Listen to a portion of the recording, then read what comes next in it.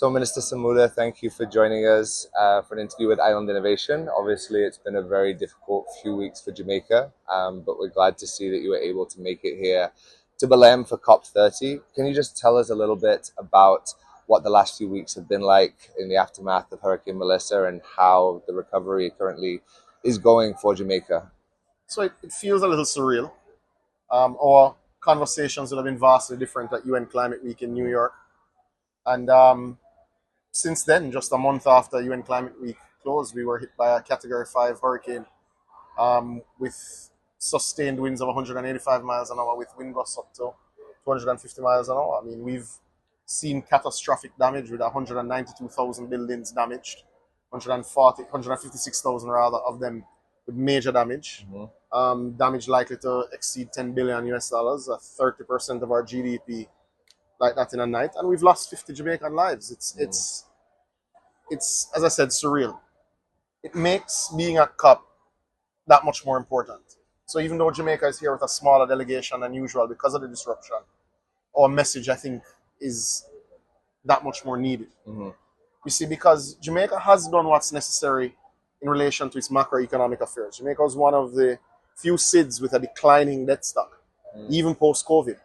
Jamaica did the heavy lifting, the hard work to stabilize its macroeconomic environment. And now something not of our own making, something that scientists have already said through attribution studies was 6 times more likely. 6 times more likely because of human-induced global warming. That's what the attribution studies are already saying. Because of something not of our own making, caused by an issue that Jamaica is a very small part of, very, very small part of, Jamaica is set back likely 5 to 10 years. Right. That's a hard pill to swallow.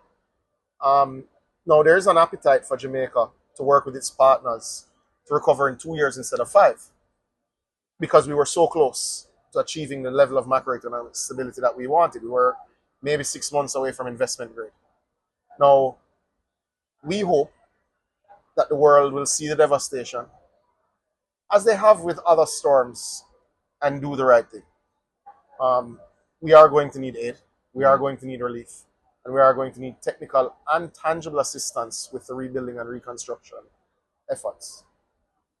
But Jamaica doesn't stand as a victim. Jamaica stands as a proud nation that wants climate justice to prevail. Not as a mendicant begging, but as a victim of the actions of others. There's obviously been a lot of talk about the response in terms of the military response and the catastrophic bond insurance that was available. How close is the response so far and the money received so far? How close has that come to respond to what is actually needed? Think of the global discussion around our cat bond. We were the first developing nation to do something like this. And that has given us an immediate payout of 150 million US dollars. Our problem is 10 billion. Right? So you understand the scale. Now, starting with 150 and 90 from the CRIF, which is our parametric insurance in the Caribbean, and other parametric insurance that we've been able to buy over the past few years, we'll likely get to $1 billion of support through these mechanisms that we've, been diligently paying our premiums over the last 10 years to get to this point of stability. That's 1 out of 10.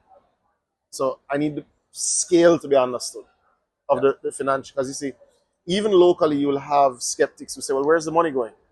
It's 1/10 of what's needed. So that is why we had to come, even at a time where we're still in the middle of the recovery and relief effort. We're not at the rebuilding stage yet. Why I had to come and we had to carry a delegation to make sure our voice was heard. Absolutely.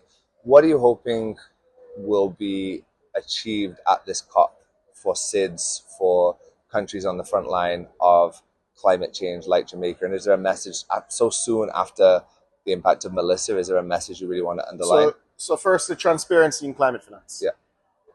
It's a very muddy space, and what's often said is not what's done. What's committed is not delivered. So transparency in climate finance, I think we have to move to making that an outright call of ours. Secondly, honoring of commitments. Last year in Azerbaijan, we all agreed we'd triple climate finance. Our information ahead of the JEF replenishment for their climate component and what we're seeing ahead of the GCF next year does not suggest a tripling of anything. So that means we have a lot of work to do. And we have frank discussions to have within the G7 and the G20. Thirdly, some compassion. Ultimately, nations like Palau and Vanuatu that are losing shorelines as we speak didn't cause a problem. Right. Jamaica, Haiti, and Cuba that were hit last week by torrential rains, 30 inches in some spaces, landslides, flooding, loss of homes, didn't cause this problem. A conscience would be appreciated. Is there a message that you want to share from the people of Jamaica to the delegates here, to the world listening?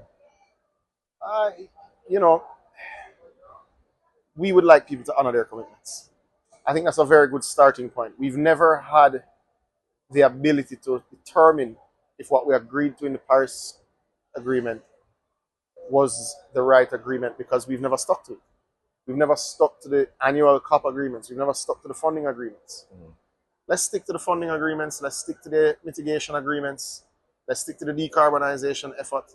And let's give nations like Jamaica a fighting chance. Absolutely. Minister, I know it's been an incredibly difficult few weeks. You have an incredibly busy schedule, so thanks for taking the time to talk to us, and we appreciate all the advocacy you're doing for Jamaica and for small island developing states. Sure. Thank Thank you. you, James. Good.